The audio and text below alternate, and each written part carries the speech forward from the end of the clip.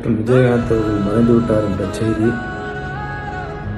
என்னை மிகப்பெரிய துயரத்திற்கும் அதிர்ச்சிக்கும் ஆளாக்கியிருக்கிறது.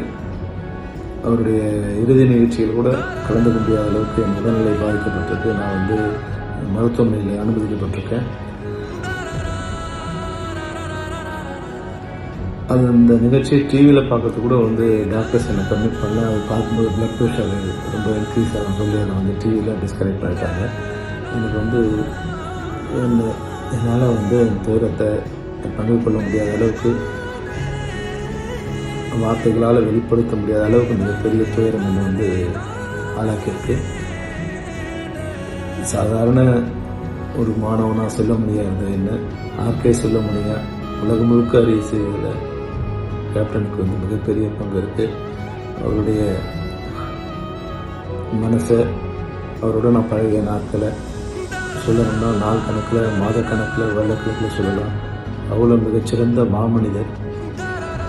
ஜெயராஜுங்கிற ஒரு சிறந்த மனிதரை, விஜயகாந்துங்கிற ஒரு நல்ல நடிகரை, கேப்டனுங்கிற ஒரு உன்னதமான தலைவனை இந்த தமிழகம் இழந்துடுச்சு. அந்த இழப்பு நிச்சயம் காலம் நமக்கு உணர்த்தணும். அது எவ்வளோ பெரிய இழப்பு, எவ்வளோ பெரிய நல்ல மனிதரை நம்ம இழந்திருக்கோம் அப்படிங்கிறத காலம் நமக்கு உணர்த்தும்.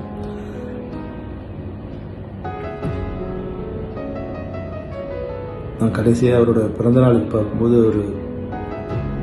அவர் கைகளை நான் இருக அப்படி பிடிச்சிக்கிட்டாரு. கையை பிடிச்சிக்கிட்டு அது விடவே இல்லை. அந்த கையை விடவே இல்லை. அவருடைய கண்களே பார்த்துட்டு இருந்து அந்த கண்கள் இருக்க தண்ணீர் அது வார்த்தைகளால் என்னென்னு என்னால் சொல்ல முடியாது. அது ஏறக்குறைய ஒரு 35 வருடங்களுக்கு முன்னால் மணிவண்ணனோட அசிஸ்டன்ட் டைரக்டராக நான் அவரை பார்க்க போகும்போது மணிவண்ணன் சொன்னார், இந்த படத்துக்கு ஒரு அசிஸ்டண்ட்டு ஃபிலிம் இன்ஸ்டியூட்.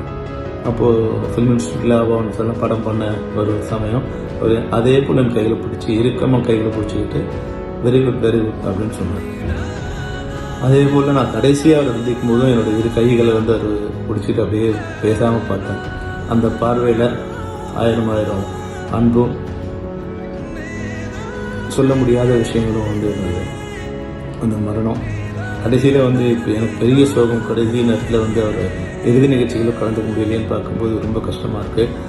நிறைய பேர் டிவியில் நான் பார்த்துட்டே இருக்கும்போது கேப்டன் பேர் வச்ச செல்வமணி காணமேன்னு கொஞ்சம் பேர் சொல்லும்போது இன்னும் எனக்கு அந்த துயரத்தை என்னால் அதை கலந்துக்க முடியல.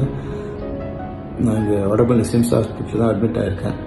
இந்த வெளியேருந்து பார்க்கும்போது அந்த சத்தம் இந்த ரோடை கிராஸ் பண்ணி போகும்போது என் காதுகளில் இது நெருப்பு மாதிரி அது அந்த சத்தம் கேட்டுகிட்டே இருந்தேன். அவருடைய மகன்கள் சண்முக பாண்டியனுக்கும், பிரபாகரனுக்கும், மனைவர் பிரேமாத அம்மாவுக்கும், கட்சி நிர்வாகிகளுக்கும், அவங்க அனைவருக்கும் என்னுடைய துயரத்தை நான் உங்களோட பகிர்ந்துக்கிறேன். We miss you, sir. We miss you. Sorry.